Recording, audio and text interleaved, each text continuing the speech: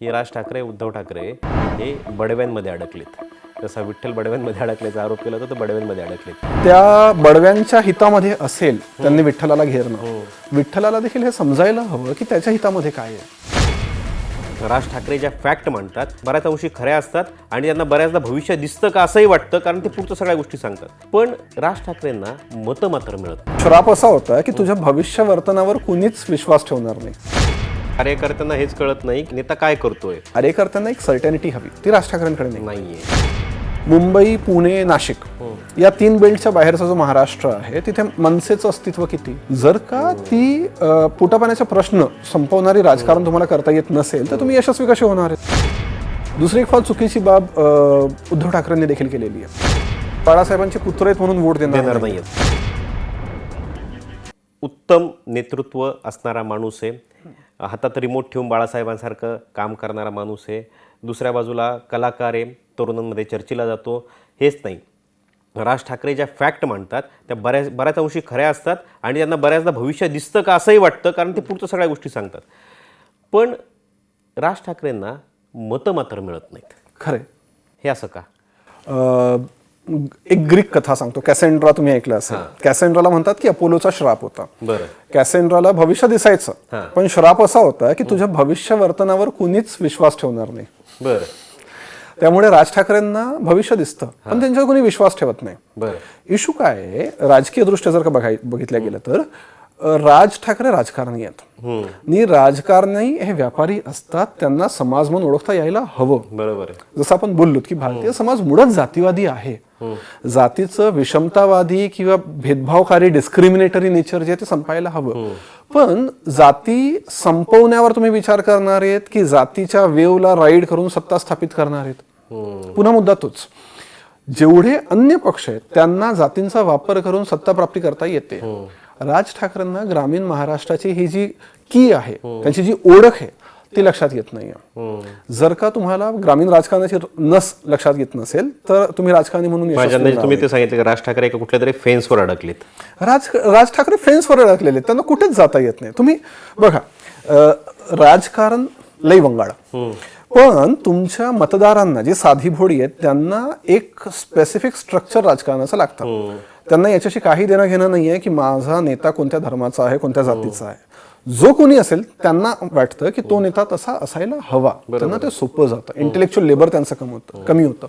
राज ठाकरेंनी काय केलं, 2009 साली त्यांची भूमिका वेगळी आहे, 2014 साली त्यांची भूमिका वेगळी आहे, 2019-24 त्यांची भूमिका वेगळी आहे. तुम्हाला आत्ताच माहिती असेल की काही दिवस आधी दोन्ही ठाकरे बंधू एका गटात आलेले होते. लगेच त्यांनी पुढल्या दिवशी फडणवीसांची भेट घेतली. त्यामुळे जो मेसेजिंगचा रिशफल आहे हा किती करायचा, की म्हणजे कार्यकर्त्यांना हेच कळत नाही की आपला नेता काय करतोय, तो कुठल्या दिशेने जाईल, म्हणजे काय चाललंय त्याचं हेच त्याला कळत नाही. कार्यकर्त्यांमध्ये आयडेंटिटी फॅटिग आहे. बरोबर. त्यांना माहितीच नाहीये की ते कोण आहेत. कधी ते मराठी अस्मितेसाठी लढतात आहेत, कधी ते हिंदुत्ववादासाठी लढतात आहेत, मग ते लगेच बदलतात. ते हिंदू विरोधी होतात किंवा स्वतंत्र होतात, धर्मनिरपेक्ष होतात. आता यामध्ये तुम्हाला ती स्किल असेल पण कार्यकर्त्यांना एक सर्टॅनिटी हवी, ती राज ठाकरेंकडे नाहीये. दुसरं राज ठाकरेंचा एक मुद्दा असाही आहे की राज ठाकरेंना ऑर्गनायझेशन नाहीये. राज ठाकरेंच्या सभांना 5 लाखांची गर्दी होईल, बरोबर, पण 288 मतदारसंघांमध्ये वोटर्सला पोल बूथवर घेऊन जाण्यासाठी 50 लोकांची तरी टीम आहे का. प्रत्येक मतदारसंघामध्ये टीमच उभी केली नाही. म्हणजे तुम्ही टोलचं आंदोलन घ्या किंवा राज ठाकरेंचे मराठी पाट्यांचं आंदोलन घ्या, हे सगळे आंदोलनं राज ठाकरेंचे सक्सेसफुल होतात. बऱ्याच ठिकाणी टोलबंदी होते, मराठी पाट्या राज्यभर लागतात, चांगले निर्णय होतात. पण याचं जे कॅपिटलायझेशन आहे ते राज ठाकरेंना कधीच का करता येत नाही. तुम्हाला यात माझं मत थोडं वेगळं आहे. त्यांची आंदोलन यशस्वी झाली या कारणास्तव नाही, कारण त्यांनी शेवटपर्यंत पाठपुरावा केला. या कारणास्तव कारण सत्ताधाऱ्यांना माहिती आहे की या माणसाची क्षमता काय आहे. म्हणजे त्याला कायम दाबून ठेवायचं, त्याच्यासाठी पहिलेच निर्णय घेऊन टाकायचे. आणि दाबून ठेवायचं नाही, हे नंतर किती त्रास देऊ शकतात. बरं. त्यांना पाठपुरावा करायची गरज पडली नाही. राज ठाकरेंचं नाव पुरेसं आहे. जर का त्यांनी आंदोलन केलं तर त्रास होण्याआधी सत्ताधारी लगेच त्यांच्या मागण्या मान्य करतात. त्यांच्या क्षमतांवर प्रत्येकाला विश्वास आहे. पण जी कन्सिस्टंटली शेवटपर्यंत मुद्दा रेटून धरायची जी सवय आहे ती नाहीये.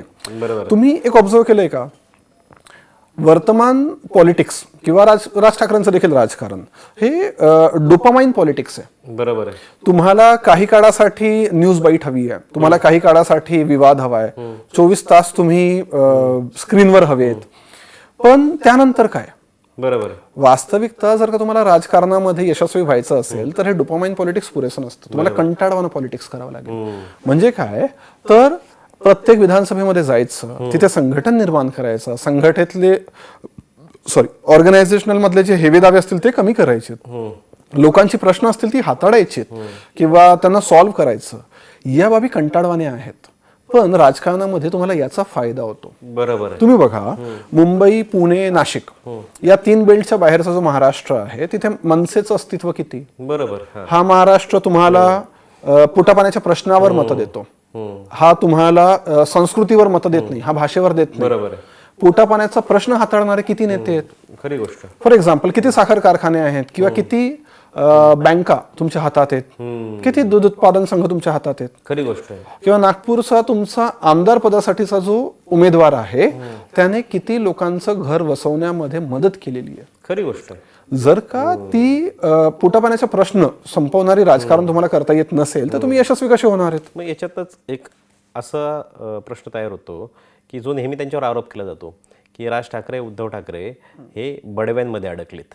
जसा विठ्ठल बडव्यांमध्ये अडकल्याचा आरोप केला होता, तर बडव्यांमध्ये अडकलेत आणि त्याच्यामुळं त्यांना बाहेर काय चाललंय, जसं त्या महाभारतामध्ये युद्धभूमीवर काय चाललंय हे दाखवण्याचं काम संजय करायचा धृतराष्ट्राला, आणि संजयपेक्षा दुसऱ्याची पोहोचच नव्हती तिथपर्यंत. तशा संजयने सगळं राज ठाकरे आणि उद्धव ठाकरेंना अडकून ठेवलं असं वाटतं तुम्हाला? हा आरोप अनेकांनी केलेला आहे.